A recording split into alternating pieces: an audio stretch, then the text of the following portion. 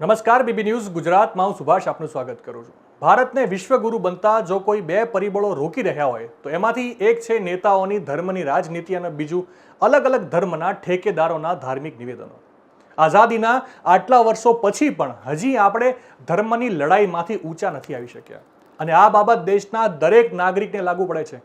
હિન્દુ, મુસ્લિમ, શીખ, ઈસાઈ જેટલા પણ ધર્મ હોય એ દરેકને માનવના જીવનમાં ધર્મનું હોવું ખૂબ જ જરૂરી છે, કેમ કે વિશ્વનો કોઈ પણ ધર્મ હોય એ જીવન જીવવાની પદ્ધતિ શીખવાડે છે અને આ વાત સુપ્રીમ કોર્ટમાં પણ સ્વીકારવામાં આવી છે।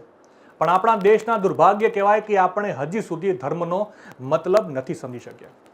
ધર્મ પાળવાનો હોય, પરાણે થોપવાનો ના હોય। છેલ્લા ઘણા સમયથી સ્વામિનારાયણ સંપ્રદાયના સંતો વિવાદિત ધાર્મિક નિવેદનો માટે પ્રખ્યાત થયા છે।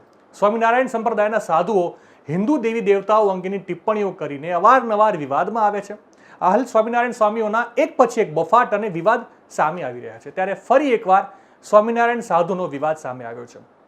સુરત શહેરના વેડ રોડ વિસ્તાર ખાતે આવેલા સ્વામિનારાયણ ગુરુકુળના નીલકંઠ ચરણ સ્વામીએ દ્વારકાધીશ વિશે બફાટ કરતા નિવેદન આપ્યું હતું અને એના કારણે સમગ્ર માહોલ તંગ થયો હતો।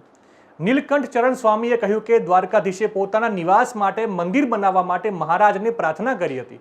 નીલકંઠ ચરણ સ્વામીના આ નિવેદનનો સમગ્ર રાજ્યમાં ભારે વિરોધ કરવામાં આવ્યો હતો, તેમજ સ્વામિનારાયણ સંપ્રદાયના પુસ્તકમાં પણ આવું વિવાદિત લખાણ જોવા મળ્યું હતું, જેને લઈને લોકોમાં સ્વામિનારાયણ સંપ્રદાય પ્રત્યે ભારે રોષ જોવા મળ્યો છે। ત્યારે વિવાદ વધુ વકરતા હવે દ્વારકા સ્વામિનારાયણ મંદિરના ગાદીપતિએ નીલકંઠ ચરણ સ્વામી વતી માફી માંગી આ વિવાદને ઠારવાનો પ્રયાસ કર્યો છે। શું કહી રહ્યા છે ગાદીપતિ, વિગતે સાંભળ્યા વિડીયોમાં। દ્વારકાધીશ વિશે જ્યારે કહેવામાં આવે છે ત્યારે હું એટલું ચોક્કસ કહીશ કે સ્વામિનારાયણ ભગવાને શિક્ષાપત્રીમાં સ્પષ્ટ કીધું છે, અમારા આશ્રિતોએ કર્તવ્યમ દ્વારિકા મુખ્ય તીર્થયાત્રા યથાવિધિ। બહુ સમજવા જેવી વાત છે। આ સ્વામિનારાયણ સંપ્રદાયનો આશ્રિત હોય એમણે કર્તવ્યમ દ્વારિકા મુખ્ય, દ્વારકાની યાત્રા મુખ્યપણે જઈને કરવી। જીવનમાં એક વખત તો દ્વારકા જવું અને કેવી રીતે યાત્રા કરવી તો કે યથાવિધિ, ગોમતીજીમાં સ્નાન કરવું, બ્રાહ્મણોને ભોજન કરાવવા, દાન દક્ષિણા કરવી, કર્તવ્યમ દ્વારિકા મુખ્ય તીર્થયાત્રા યથાવિધિ।